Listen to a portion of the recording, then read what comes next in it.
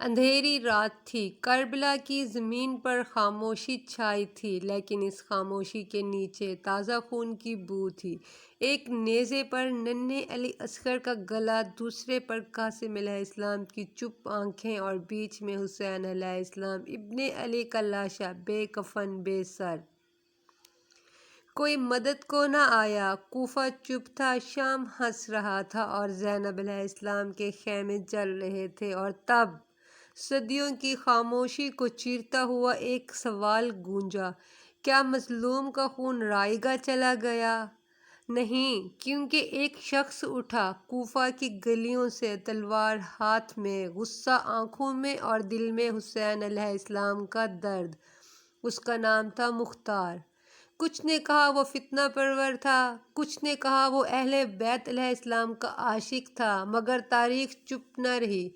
یہ ہے اس مختار کی کہانی جس نے شمر ابن زیاد، حرملہ جیسے ظالموں کو جہنم کے دروازے تک پہنچایا۔ یہ ہے ایک انقلاب کی وہ چیخ جس نے یزید کی نیندیں حرام کر دیں۔ یہ ویڈیو مت چھوڑیے گا، یہ صرف تاریخ نہیں، یہ انتقام حسین کی گونج ہے۔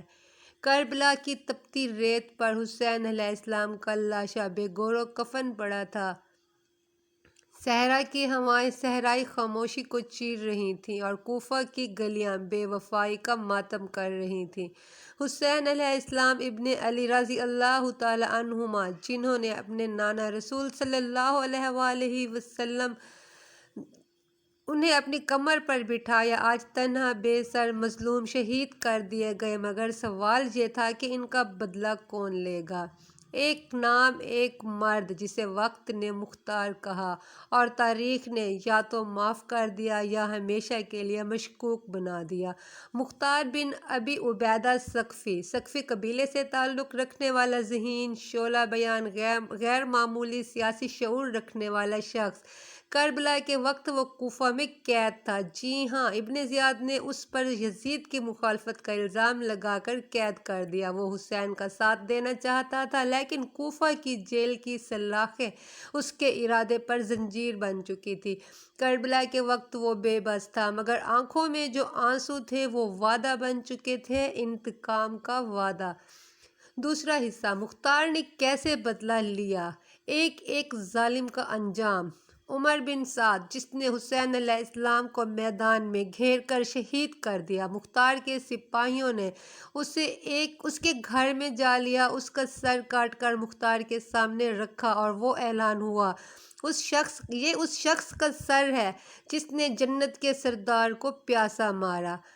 نمبر 2: شمر، جس نے امام حسین علیہ السلام کی گردن پر خنجر چلایا تھا، بزدلوں کی طرح چھپتا پھرتا تھا، لیکن مختار نے اسے نہ صرف مارا بلکہ اس کے جسم کو کوفہ کے بازار میں لٹکایا۔ حرملہ، جس نے علی اصغر علیہ السلام کے نازک گلے پر تیر مارا تھا، مختار نے حکم دیا: اس کے بازو کاٹ دو تاکہ قیامت تک کسی نازک گلے کا نشانہ نہ لے سکے۔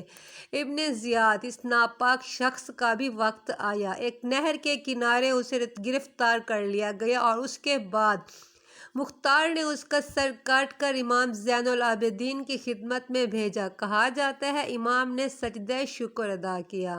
تیسرا حصہ: اگر وہ ہیرو تھا، اگر مختار ثقفی ہیرو تھا تو پھر اس پر الزامات کیوں لگے؟ تاریخ خاموش نہیں رہتی۔ جیسے کوئی حسین کا بدلہ لینے کھڑا ہوتا ہے تو اہل دنیا اسے یا تو مسیحا سمجھتے ہیں یا فتنہ پرور۔ مختار پر الزامات لگائے گئے کہ وہ نبوت کا دعویٰ دار تھا، اس نے فقط اقتدار کے لیے یہ سب کیا تھا، وہ صرف سیاسی چالیں چل رہا تھا۔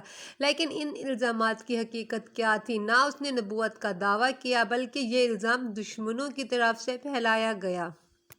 اس کا ہر قدم، ہر جنگ فقط ان قاتلوں کے خلاف تھی جو حسین علیہ السلام کے خون میں لت پت تھے۔ اگر وہ اقتدار چاہتا تو یزید اور ابن زیاد سے پہلے بیعت کر لیتا، لیکن وہ قید ہوا مگر ان کے آگے جھکا نہیں۔ چوتھا حصہ، اگر وہ لالچی تھا تو ابن زیاد کی بات کیوں نہ مانی؟ مختار کو کوفہ میں اقتدار کی پیشکش ہوئی تھی، ابن زیاد نے اسے خریدنے کی ہر ممکن کوشش کی لیکن اس نے ٹھکرا دیا۔ کیوں؟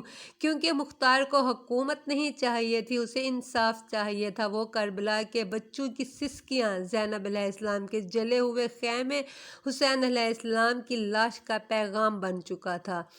پانچواں حصہ، ابن زبیر اور مختار، دشمنی کی کہانی۔ جب یزید مرا، ابن زبیر نے مکہ میں زبردستی خلافت قائم کر لی لیکن مختار کا نظریہ مختلف تھا۔ ابن زبیر صرف اقتدار چاہتا تھا جبکہ مختار انتقام حسین کا علمبردار تھا۔ ابن زبیر نے مختار کو برداشت نہ کیا کیونکہ مختار امام محمد بن حنفیہ جو کہ حضرت علی علیہ السلام کے بیٹے تھے ان کو امام تسلیم کرتا تھا جو اہل بیت سے تھے، اور زبیر کا خاندان خلافت کا تاج خود چاہتا تھا۔ یہی نظریاتی تصادم سیاست کے خونی کھیل میں بدل گیا۔ چھٹا حصہ، مختار کی شہادت، ایک ناقابل فراموش المیہ۔ ابن زبیر نے مصعب بن زبیر کو بھیجا، کوفہ پر چڑھائی ہوئی، مختار نے ڈٹ کر مقابلہ کیا مگر چند غداروں نے اس کا ساتھ چھوڑ دیا۔ مسجد کوفہ میں آخری وقت میں مختار نے کہا، میں مختار بن ابی عبیدہ ہوں، کبھی کسی ظالم کے سامنے نہیں جھکا اور آج بھی اپنی تلوار کے ساتھ مروں گا۔ تلوار ٹوٹی، شیر زخمی ہوا اور پھر شہید کر دیا گیا لیکن اس کا سر کاٹا گیا، لاش کو گلیوں میں گھسیٹا گیا اور ابن زبیر نے جشن منایا۔ مگر تاریخ نے فیصلہ کر دیا، مختار زندہ رہا اور ظالم مر گئے۔ فیصلہ آپ کا ہے، کیا مختار فقط ایک سیاستدان تھا یا کربلا کے مظلوموں کا بدلہ لینے والا وہ مجاہد جس نے ظالموں کو کیفر کردار تک پہنچایا؟ فیصلہ آپ کا ہے، لیکن یاد رکھیں جب بھی ظلم ہوتا ہے کہیں نہ کہیں ایک مختار ضرور پیدا ہوتا ہے۔ صلی اللہ علیہ وآلہ وسلم۔